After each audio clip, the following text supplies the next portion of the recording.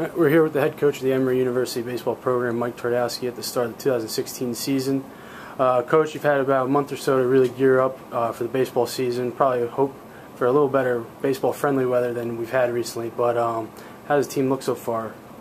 We look good. I mean, especially our pitching staff. But that tends to be the point. Start of the season, the bats really catch up to the pitching staff.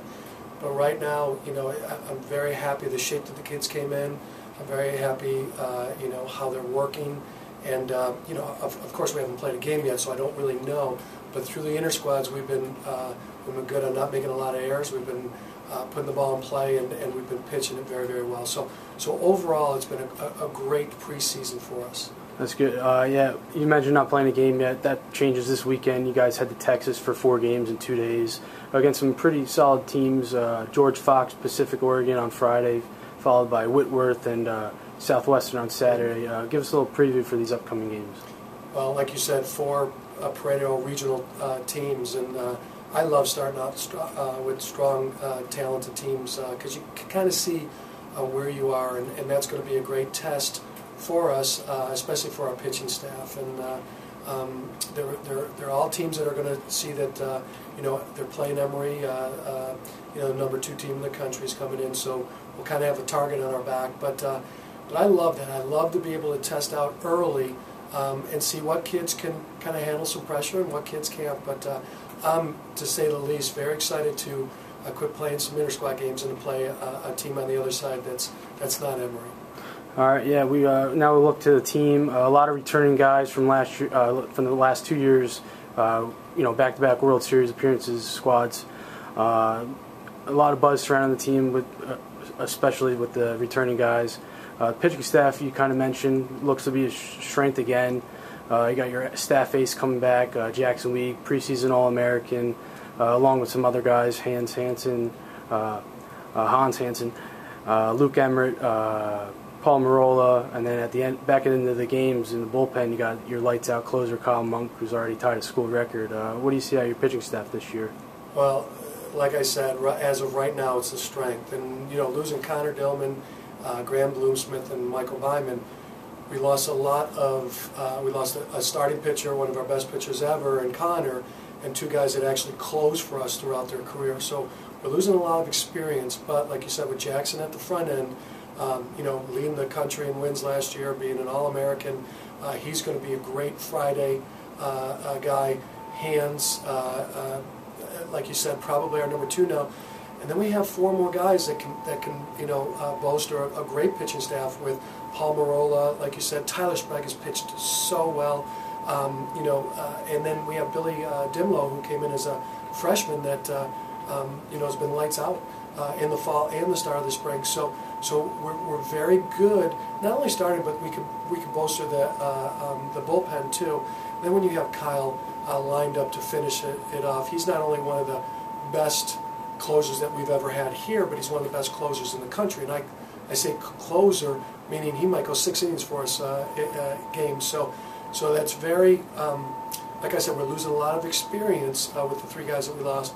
But as far as experience and as far as how well they've been pitching, I'm very happy with how they've been pitching. And just like the pitching staff, your infield looks to be another strength of the team again. You got one of your leading hitters returning at third base, Phil Mulderry, who was all-region last year.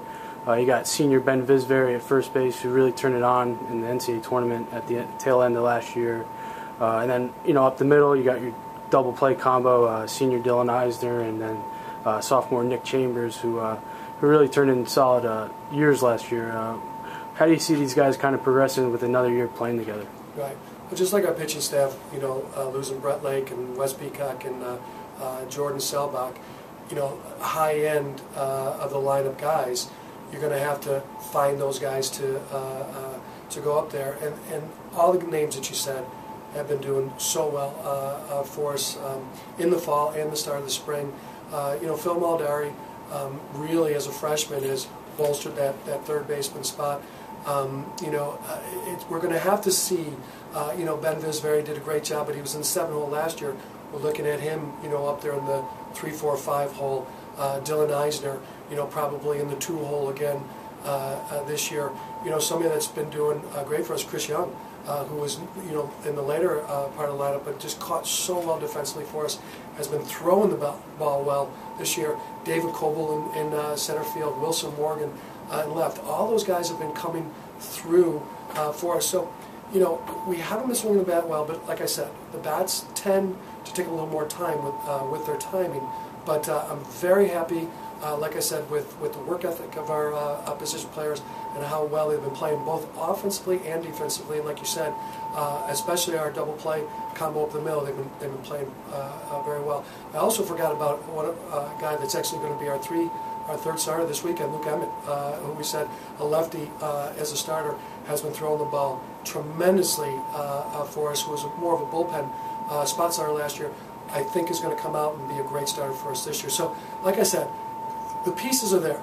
It's just as a coach, you got to say to yourself, okay, we haven't even played a game yet. So you have to just pull these guys back. They're so excited to get out there against competition, but just stay in the course is what I want to do.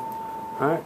And, kind of mentioned you have the pieces there. It's a real talented group. What are some of your expectations as the season progresses? I mean, as any other coach would say, to win this practice. I mean, I know it's corny, I know it's always said, but I've been on teams that said World Series or bust. Well, we had a great year last year, and we almost didn't make regionals. So would that have been a terrible year if we didn't make regionals? I just want these kids to stay close, to keep the chemistry going, to have fun on the field, and then things tend to take care of themselves. But I'm that coach that says, I just want to have a great practice, maybe shovel some snow today and get that away and have a great practice, and then we'll see what happens tomorrow. But I do not want to even think down the road, because maybe I'm not that smart of a coach to think down the road. I just want to have a great practice today, and we'll go from there. All right. Thank you, Coach, and we'll check in with you later on down the road. Okay.